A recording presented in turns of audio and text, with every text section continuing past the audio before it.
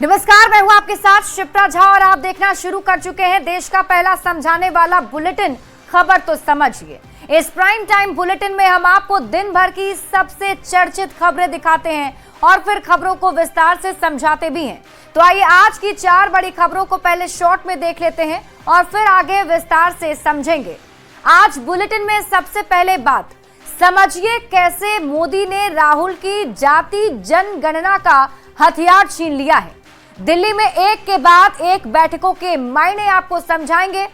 झारखंड में महंगी बिजली का करंट किसे लगेगा ये भी बताएंगे और साथ ही शराबबंदी में शराबी हेडमास्टर साहब के करतूत भी आपको दिखाएंगे।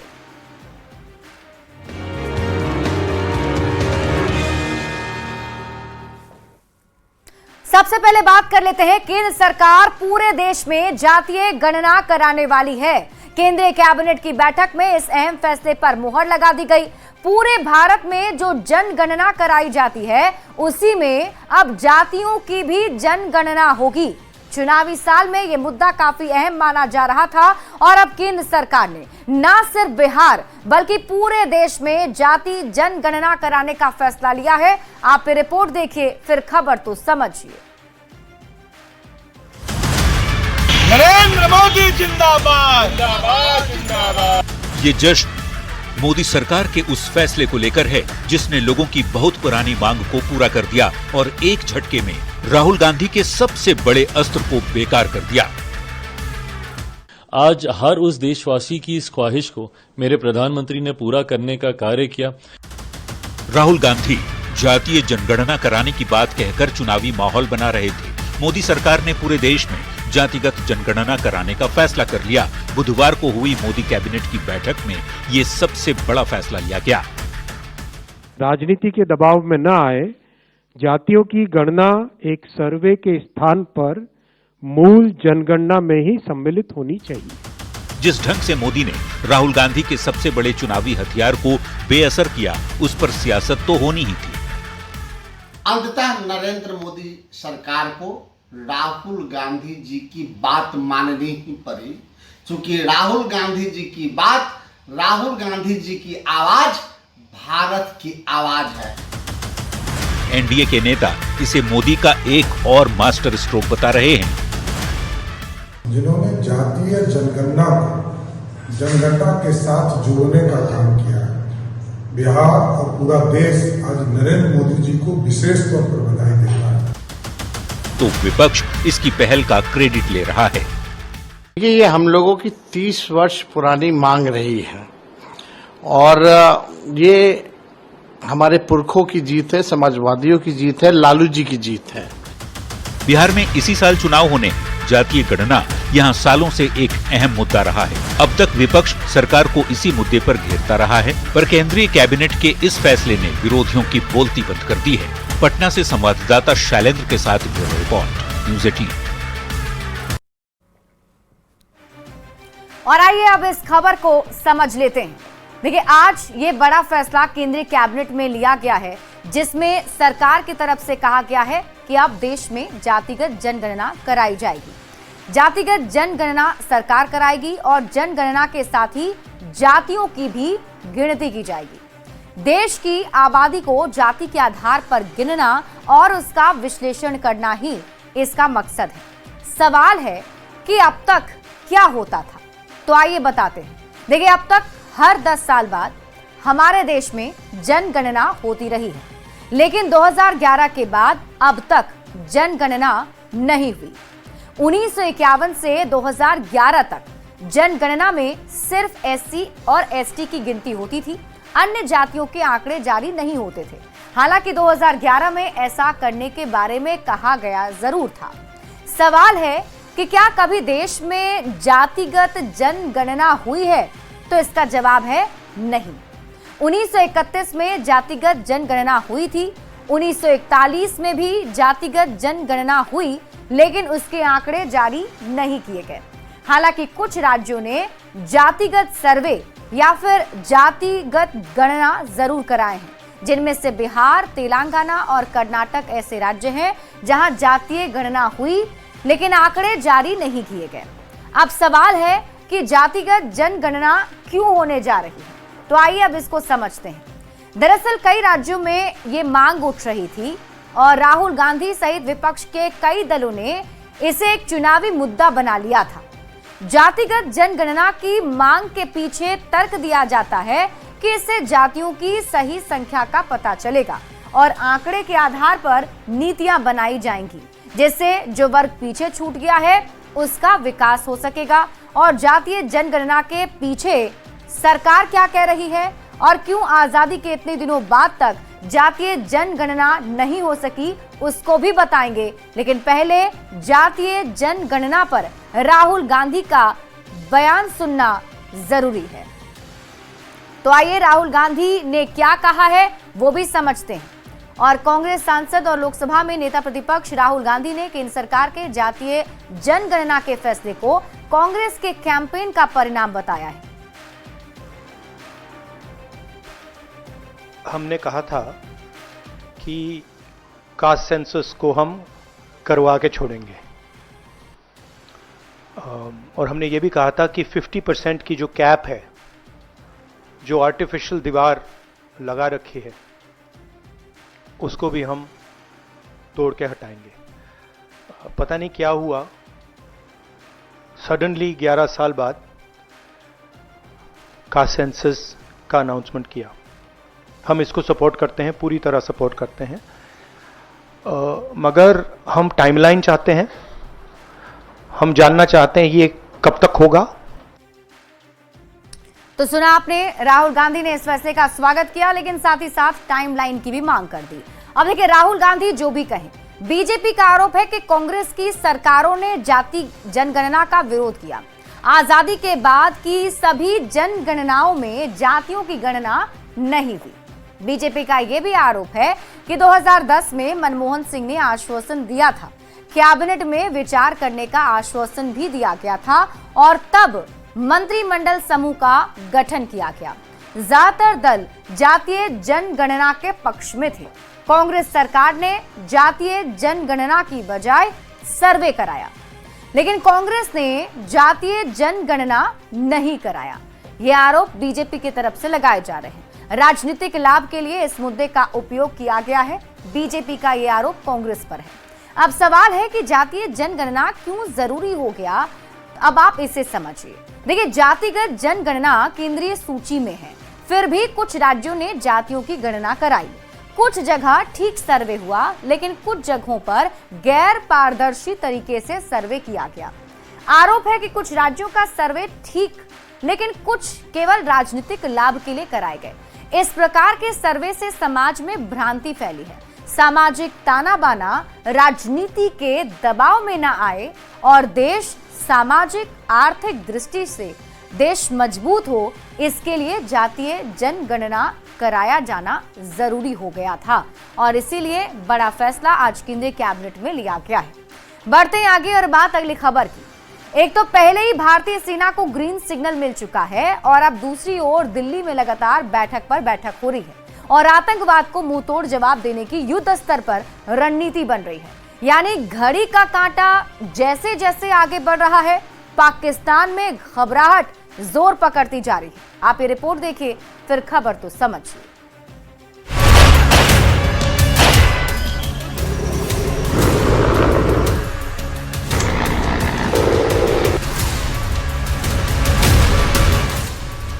पहलगाम हमले के बाद भारत आतंक के खिलाफ निर्णायक कार्रवाई की तैयारी में जुट गया। दिल्ली में बैठकों का जो सिलसिला है, उसने साफ कर दिया है कि अब भारत रुकने वाला नहीं।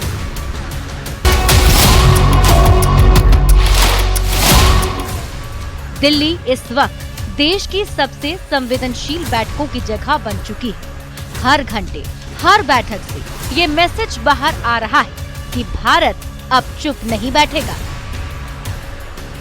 दिल्ली में बैक टू बैक 4 बैठक। पहली CCS की बैठक, दूसरी CCA यानी आर्थिक मामलों की समिति की बैठक, तीसरी CCPA यानी cabinet committee on political affairs की बैठक और चौथी कैबिनेट की बैठक। इतना ही नहीं, बीते हर घंटे की हलचल बहुत कुछ संकेत दे रही है। इसे ऐसे ही समझा जा सकता है कि बीते मंगलवार से एक के बाद एक कई बैठकें हुई। पहली बैठक गृह मंत्रालय में देश के पैरा मिलिट्री चीफ की, दूसरी बैठक प्रधानमंत्री आवास पर हुई, जहां पीएम मोदी की अध्यक्षता में तीनों सेना प्रमुख और रक्षा मंत्री शामिल हुए। इसी बैठक में सेना को किसी भी कार्रवाई के लिए खुली छूट का ग्रीन सिग्नल दिया गया है। इसी बैठक में ये कहा गया कि सेना को कब, कहां, कैसे एक्शन लेना है, ये सेना को ही तय करना है। इसके बाद पीएम मोदी और संघ प्रमुख मोहन भागवत की बैठक हुई। यानी दिल्ली की सड़कों पर शांति है, लेकिन मीटिंग रूम के अंदर युद्ध स्तर पर रणनीति बन रही है। पाकिस्तान को इस शांति में आने वाली आंधी की भनक लग चुकी है और यही वजह है कि इस्लामाबाद में घबराहट साफ नजर आ रही है। Bureau report, news 18।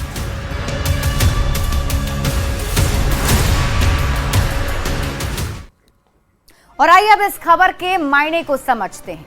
देखिए, बुधवार को पीएम मोदी की अध्यक्षता में एक के बाद एक 4 बड़ी बैठकें हुई हैं।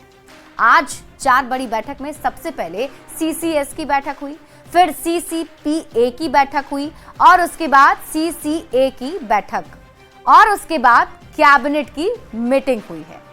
सबसे पहले आपको बताते हैं सीसीएस का मतलब क्या होता है। देखिए, सीसीएफ का मतलब है cabinet committee on security. CCS देश की सुरक्षा से जुड़े फैसले लेती है, जिसमें आतंकवाद, युद्ध, रक्षा नीतियों पर फैसला लिया जाता है। अब आप सीसीपीए का मतलब समझिए, जिसको लेकर आज बड़ी बैठक हुई। इसका मतलब है cabinet committee on political affairs. CCPA की बैठक में राजनीतिक और आर्थिक मुद्दों पर चर्चा और फैसला लिया जाता है। केंद्र और राज्य के बीच में टीम वर्क पर फोकस किया जाता है।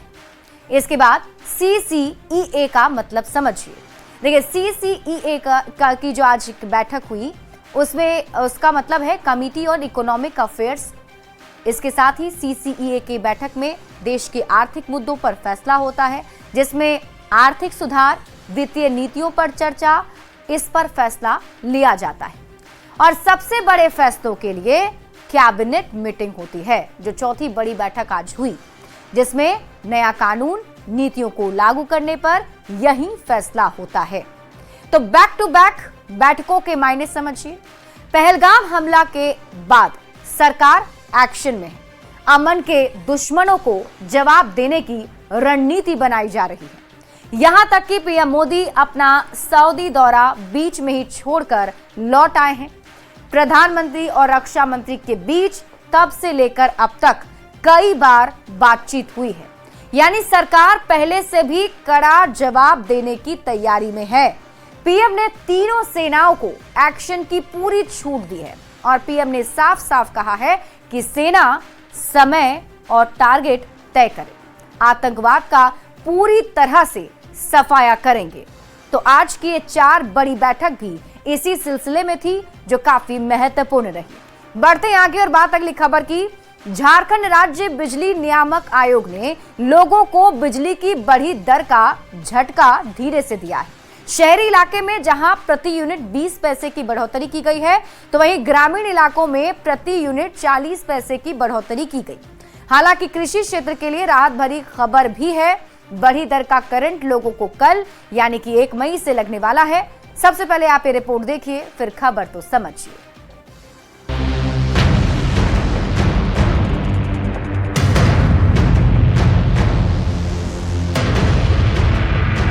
झारखंड में बिजली की बढ़ी दर का लोगों को करंट लगा है। झारखंड राज्य विद्युत नियामक आयोग ने बिजली की दरों में बढ़ोतरी का ऐलान कर दिया है। 1 मई से पूरे झारखंड में बिजली की नई दर लागू हो जाएगी। आयोग ने ग्रामीण इलाकों में जहां 40 पैसे प्रति यूनिट की बढ़ोतरी की है, वहीं शहरी इलाकों में 20 पैसे प्रति यूनिट की दर से बढ़ोतरी की गई। पहले ग्रामीण इलाकों में 6 रुपए 30 पैसे प्रति यूनिट बिजली की दर थी, जो अब बढ़कर 6 रुपए 70 पैसे हो चुकी है। जबकि शहरी इलाके में अब 6 रुपए 65 पैसे की जगह उपभोक्ताओं को 6 रुपए 85 पैसे प्रति यूनिट चुकाने होंगे। रूरल में जो है उनके लिए 6 रुपया 70 पैसा है प्रति यूनिट और फिक्स चार्ज 75 था, वही 75 है। R1 का 6 रुपया 85 पैसा और 100 रुपीज प्रति कनेक्शन जो पहले था वही है। आयुक्त ने कहा कि इस बार कृषि क्षेत्र में बिजली का उपयोग करने वाले किसानों को किसी तरह का कोई नुकसान नहीं हो रहा है। कृषि क्षेत्र में बिजली की दर में कोई बढ़ोतरी नहीं की गई है। वहीं फिक्स मीटर चार्ज में भी किसी तरह की कोई बढ़ोतरी नहीं हुई है। आयोग ने कृषि उपभोक्ताओं के लिए टैरिफ में कोई भी बढ़ोतरी नहीं की है। यदि कंज्यूमर 5 दिनों के भीतर बिल का भुगतान करता है तो उसे कुल बिल का भुगतान पर 2% रिबेट दी जाएगी। किसी भी प्रकार के उपभोक्ता के लिए मीटर रेंट की अनुमति नहीं है। आयुक्त ने कहा कि झारखंड बिजली वितरण निगम लिमिटेड की ओर से 40.02% बढ़ोतरी का प्रस्ताव दिया गया था। आयोग ने तमाम चीजों को देखने के बाद 6.34% बिजली के टैरिफ में बढ़ोतरी की है। किसानों को बिजली की बढ़ी दरों से मुक्त रखा गया है, लेकिन आम उपभोक्ताओं को महंगाई के दौर में महंगी बिजली से जो झटका लगा है उससे लोगों में नाराजगी दिख सकती है। न्यूज़ 18 के लिए रांची से गौरव झा की रिपोर्ट। और आइए अब खबर को समझ लेते हैं। झारखंड में महंगी बिजली का करंट किसे लगेगा? देखिए, 1 मई से पूरे झारखंड में बिजली की नई दर लागू हो जाएगी, यानी कल से यह एप्लीकेबल होगा। आयोग ने ग्रामीण इलाकों में जहां 40 पैसे प्रति यूनिट की बढ़ोतरी की है, तो वहीं शहरी इलाकों में 20 पैसे प्रति यूनिट की दर से बढ़ोतरी की गई है।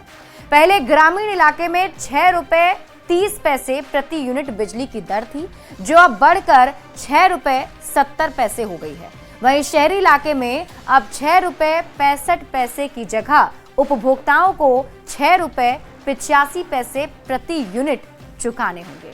यानी कि बिजली का जो ये दर है वो उपभोक्ताओं के लिए अब बढ़ता जा रहा है, और ऐसे में लोगों को पहले के मुकाबले ज्यादा बिजली दर देना होगा। हालांकि देखना होगा कि इस फैसले पर किस तरीके से झारखंड की जनता की तरफ से रिएक्शन सामने आता है। बढ़ते आगे, किशनगंज सदर अस्पताल में एक पिता सड़क दुर्घटना में मरे अपने बेटे का शव गोद में लेकर इधर उधर भटकता रहा। उस मजबूर पिता को अस्पताल में स्ट्रेचर तक नहीं मिली। मीडिया में मामला सामने आने के बाद सिविल सर्जन जांच की बात कह रहे हैं।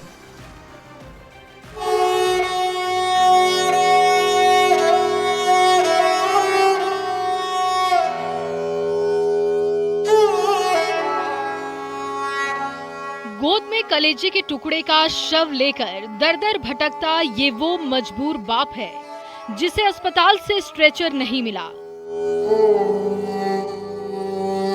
और उसे अपने बेटे का शव गोद में लेकर पोस्टमार्टम हाउस तक जाना पड़ा।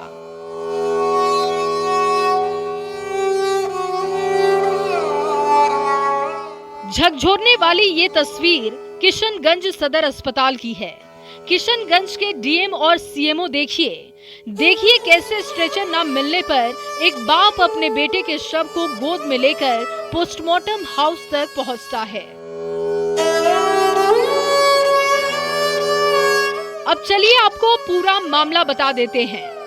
मजदूरी करने वाले सनोज महतो का 1.5 साल का बेटा सड़क हादसे का शिकार हो गया।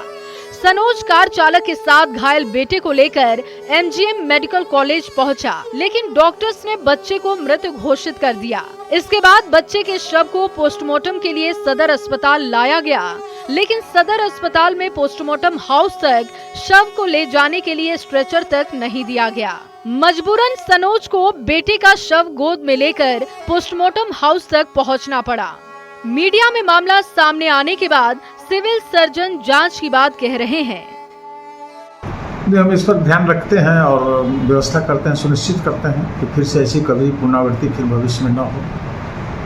तो संज्ञान पहली बार मेरे सामने आया है। न्यूज़ 18 सवाल पूछता है, क्या अस्पताल में स्ट्रेचर की व्यवस्था नहीं है? अगर है तो शव ले जाने के लिए सनोज को स्ट्रेचर क्यों नहीं मिला? कोई इतना संवेदनहीन कैसे हो सकता है? किशनगंज से आशीष सिन्हा के साथ ब्यूरो रिपोर्ट, न्यूज़ 18।